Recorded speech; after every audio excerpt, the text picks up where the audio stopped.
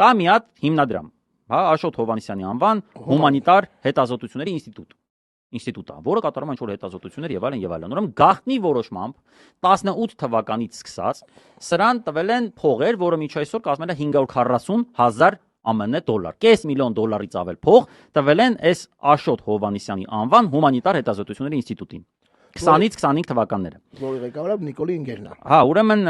հետազոտությունների ուսումնասիրություններով զբաղվող այս հասարակական կազմակերպության ղեկավարը Փաշինյանի մերձավորներից է Վարդան Ազատյան անունով, որը 2004 թվականին Փաշինյանի անձնական որոշմամբ նշանակվել է նաև Գեղարվեստի ակադեմիայի ռեկտոր եւ վարչապետին կից հանրային խորհրդի անդամ։ Ուրեմն այս Ազատյանը 19 թվականին միջև էս փողերը սկսել է ստանալ, գիրք է հրապարակել, ովքեր արեցին հեղափոխությունը վերնագրով, որտեղ մեջբերումներ են արվել Նիկոլ Փաշինյանի իրական Հայաստանը գրքից եւ այլն եւ այլն։